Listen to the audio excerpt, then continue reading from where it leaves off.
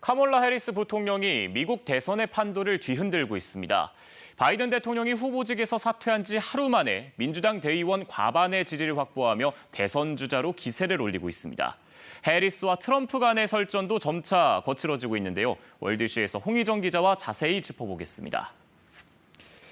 이 바이든 대통령 사퇴 직전까지만 해도 해리스는 좀 약하다 이런 평가가 많았는데 막상 후보로 나선 뒤부터는 기세가 어마어마합니다. 네, 해리스 부통령이 사실상 민주당 대선 후보로 확정됐다고 봐도 과언이 아닐 것 같습니다. 모두가 놀랄만한 속도로 빠르게 지지를 얻어내고 있는데요. 해리스 부통령 중심으로 민주당이 빠르게 결집하면서 선거 자금도 쏟아지고 있습니다. 바이든 대통령이 후보직에서 사퇴하고 해리스 지지를 선언한 뒤 모금한 선거 자금은 2억 5천만 달러로 우리 돈으로 3,500억 원에 달하는 것으로 알려졌는데요. 이틀 동안 해리스 선거 캠프에 자원봉사자로 등록한 사람들도 5만 8천 명에 달했다고 합니다.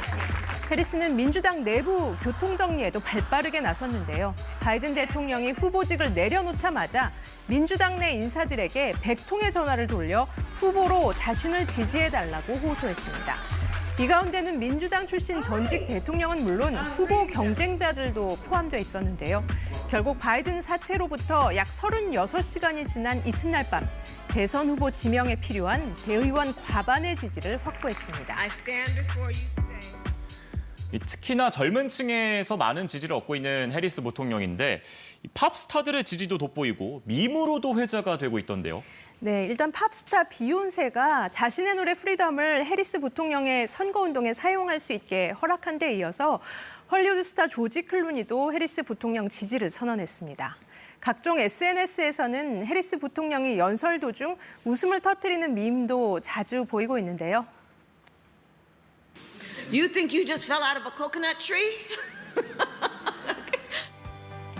영국의 팝스타 찰리 XCX는 자신의 SNS 계정에 카멀라는 불에 타다는 글을 올렸습니다.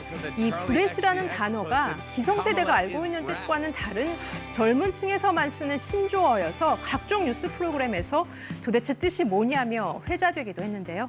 You think you just fell out of a coconut tree? My wife was wondering what Kamala is brat means. It's not that Kamala Harris is a brat, she is brat. You're just that girl who is a little messy and likes to party and maybe says some dumb things sometimes.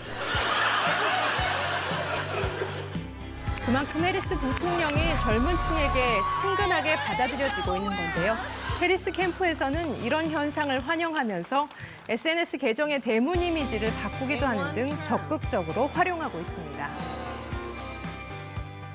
이 공화당의 트럼프와는 확연히 다른 상반되는 이미지의 해리스 부통령인데 낙태 이슈가 뜨거운 쟁점이 될 것 같습니다. 두 후보가 확연히 다른 입장을 보이고 있죠.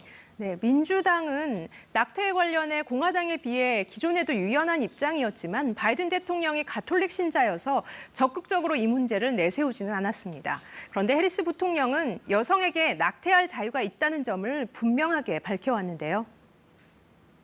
Those Republican leaders who are trying to weaponize the use of the law against women. Well, we say, how dare they? How dare they tell a woman what she can do and cannot do with her own body? 해리스 부통령이 젊은 시절 검사가 되기로 결심한 것도 고등학교 때 가장 친한 친구가 계부에게 성추행을 당한다는 사실을 알게 된 이유라고 합니다. 반면 공화당 부통령 후보 벤스는 낙태에 대해 매우 강경한 입장을 보이고 있습니다. 벤스 후보는 낙태에 관련해서는 여성이 아이를 강제로 낳아야 하는 문제가 아니라 아이의 생존을 허용할 것인지에 대한 문제라면서 낙태에 반대 입장을 보였는데요. 또 아이가 있는 사람들에게 추가로 투표권을 줘야 한다는 취지의 언급도 했습니다. 해리스는 남편이 전처와 낳은 자녀 둘을 키우긴 했지만 직접 낳은 자녀는 없는데요. 트럼프 측은 이 부분도 공격하고 있습니다. 자, 이렇게 미국 대선이 해리스 대 트럼프의 구도로 굳어져 가면서 양측의 공방도 점점 더 격화되고 있죠. 네, 맞습니다. 해리스와 트럼프가 상대를 향해 점차 거친 말을 쏟아내고 있습니다. 해리스 부통령은 위스콘신주에서 열린 첫 대선 유세에서 트럼프를 집중적으로 공격했는데요. 트럼프를 중범죄자에 비유하기도 했습니다.